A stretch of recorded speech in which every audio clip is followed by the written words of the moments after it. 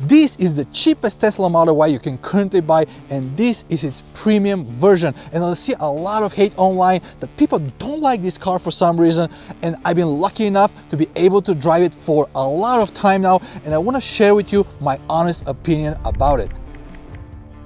This all-wheel drive Model Y was introduced by Tesla in early 2025, and we were able to get our hands on it around March, and I've been driving it for over 17,000 kilometers. And this rear-wheel drive Model Y was announced in late 2025, and we were able to get our hands on it in December, and I've been driving it since then. And to be honest, I didn't know what to expect. There were a lot of reviews online hating on this car, saying that Tesla cut way too much and the price difference is not that much. However, I was pleasantly surprised about a few of the things, and one of it was the range of this vehicle. Yes, Tesla claims that this car is its most efficient vehicle up to date, and it can do over 530 kilometers WLTP range. Even though the range is only 11% less on this vehicle, the battery packs is what makes the big difference. So the all-wheel drive model has 79 kilowatt hours of usable capacity, and the standard range car has LFP battery with 60 kilowatt hours of usable capacity. Both cars also have their buffers.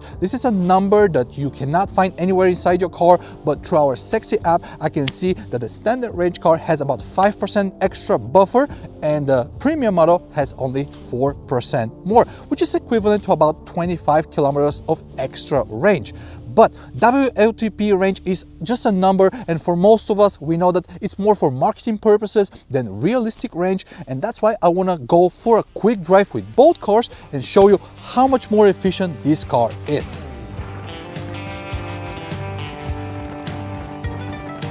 And the range test is on. We've been driving for a little bit over 10 kilometers. We're going to try to do full 100 kilometer trip. I have the premium model in front of me at the moment, and we have recorded the stats of each car before we started driving. So the standard range that I'm currently in was at 86% state of charge and had slightly over 55 kilowatt hours of remaining capacity in it. The premium model was at 92% state of charge, and it had slightly over 70 kilowatt hours of energy in it. At the end of the test, we're going to subtract the difference, and we're going to see which car was more efficient.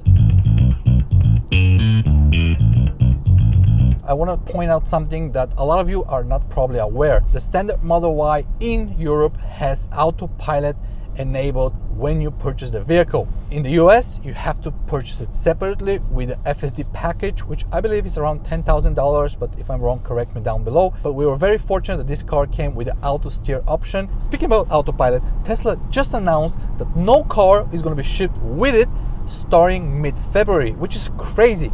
Auto steer was one of the most requested options that people wanted to have with their car when they got it, and it was free. It was coming with the car since the day Tesla was made, and now you have to purchase it with an extra FSD package, which is extremely expensive. I'm not sure if that's the best move. I hope Tesla fixes this, because a lot of people from the community already are expressing their negative opinion about this. By the way, if you enjoy this type of content, consider subscribing to our YouTube channel, because we do a lot of videos like this every single week. The suspension is something that a lot of people are debating about. And for those who are coming from an older Model Y to this one, they're going to be pretty happy with the result. However, as a person who's been driving for almost half a year, the premium model, which has much better suspension than this one, I can definitely tell the difference. It's not as soft as you would expect it to be on a SUV, but it's still a better improvement than the older cars. Tesla is extremely famous how fast it accelerates. However, whenever I first jumped inside this car, I was shocked how slow it is. That's why we have pre-recorded a launch test to show you how slow it is. Even though Tesla claims that this car can do 0 to 100 kilometers an hour in 7.2 seconds, I am a little bit skeptical about that. I'm gonna run two tests, one in chill mode and one in standard mode, using the Racebox Pro tool, which is gonna help me accurately measure my acceleration. This first launch is done in standard mode with the battery at about 91% state of charge, and as you can see the results on the screen, the car was able to accelerate in 7.78 seconds, which is way slower than the 7.2 promised. However, there's also a chill mode feature which lowers the discharge, and on every single other car we've tested, it drops the acceleration by almost double. Jesus, it's so slow. However, I was extremely surprised that on the standard Model Y, it only increased it by less than 1 second, 8.6 to be exact. I'm not personally sure why Tesla decided to do that. This is too small of a difference for me, and I don't think there's anybody in the world who's going to be using the chill mode in front of the standard, since basically they're almost the same. Now, let's go back to the range test. I'm not sure how you hear it from the mic, but this car doesn't have the same noise isolation as the premium model, which was a tremendous improvement from the previous models before. And again, don't get me wrong, I used to drive an old Model 3 built in 2019, which doesn't have any isolation whatsoever. This car is a step in the right direction. However, if you have experienced the premium model, you're gonna feel the difference, or in this case, you're gonna hear it.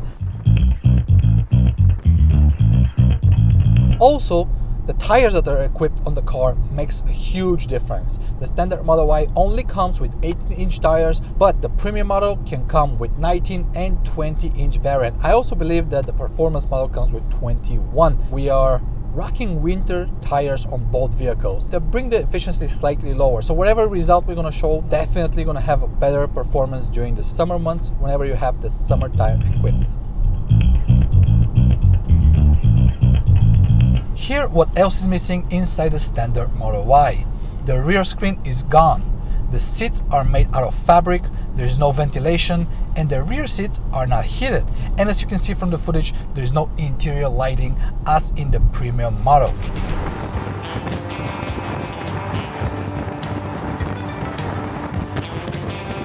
After a 100-kilometer drive, the results are in, and both cars lost only 28% state of charge. But remember, both vehicles have different type of batteries with different kilowatt hours in it.